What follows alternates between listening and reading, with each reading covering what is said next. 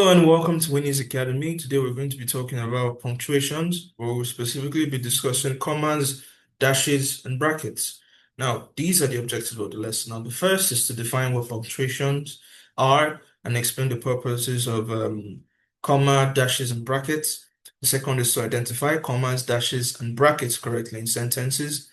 The third is to state their functions in sentences, and the fourth is to use them correctly in your own writing. So let's jump straight into the meaning of punctuation. Now, a punctuation refers to the marks in writing that help organize ideas, show pauses, and make meaning clearer.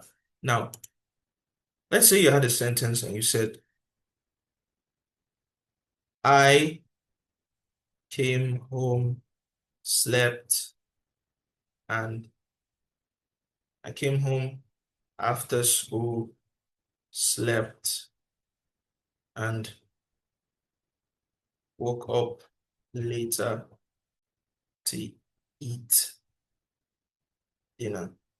The entire sentence looks disorganized. It looks improper because there is no punctuation mark needed. There's no punctuation mark in the sentence, and you need punctuation marks to make your sentences look neat, look clean. So a correct way to write this would be, I came home after school, comma, I slept, and then I woke up later to eat dinner. You've added a comma and then you end with a full stop. You added a comma to your sentence and broken down the sentence, making it easier to read. And then you've added a full stop to end your sentence, showing or that is where the sentence is ending. So that's an example of why we need punctuation marks.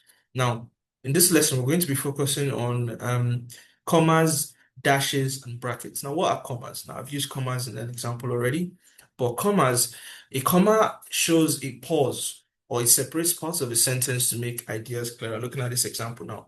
In the first write-up, we just put it, I came home after school, I slept, there was no comma. It just looks, it's a run-over sentence. It's just going on and on and on. It looks hard to understand. But when we cut it, we broke it down, it's easier to understand. So functions of the comma. The first is to separate items in a list. For example, we bought apples, comma, bread, comma, milk, and cheese. The second is to separate clauses as well. When the train arrived, comma, everyone hurried forward. The third is to mark off additional information. So we can say London, comma, the capital, the UK, comma, is very busy. They're also using it to mark off additional information. And we can use commas after introductory words and phrases. For example, if you say, well,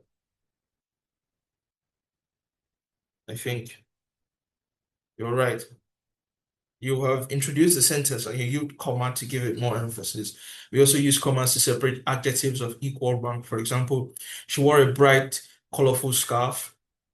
Now dashes. Now a dash is a longer horizontal line used to show break, emphasis, or extra information.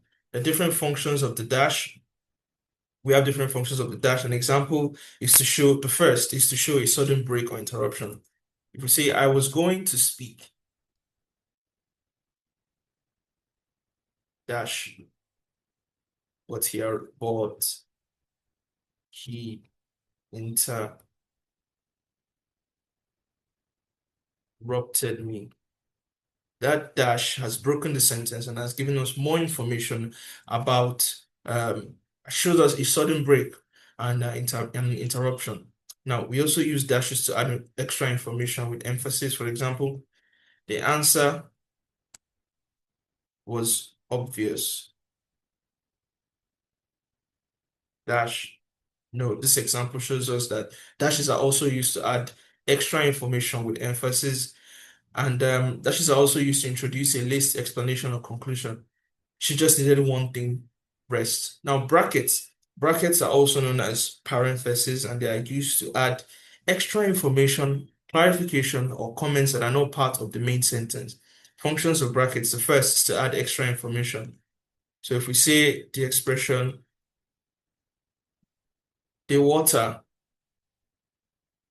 which was very cold, It was very warm. It was nice to swim. And this example has shown us how we can use brackets to give extra information. We also use brackets to clarify or provide more detail. For example, if you say she moved to Bristol, and we open a bracket, a city in South West England. That's a good example of how using brackets to clarify or provide more detail. To provide dates, figures, and translation, for example, William Shakespeare, 1564 to 1616, was a famous playwright. To insert explanations or comments. Example, he said he was working late, which wasn't true. More examples of using brackets. The museum, recently renovated, is now open to the public. Our trip to Edinburgh, $45 per ticket, was worth every penny. And then there are several common errors to correct. The first is missing commas.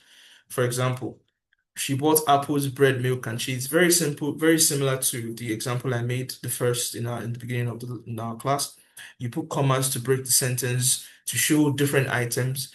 Misusing dashes. London, the busy city, is famous. Sometimes you need to know when to use a dash and when to use a comma.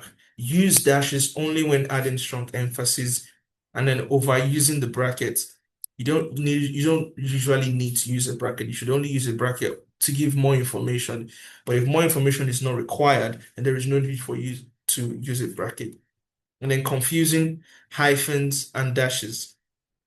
Hyphens join words together and dashes separate parts of sentence. And with that being said, we've come to the end of our lesson. I do hope you enjoyed the lesson. Thank you very much for watching. Please do not forget to hit the like, subscribe, and share button. Thank you, and I'll see you in our next class.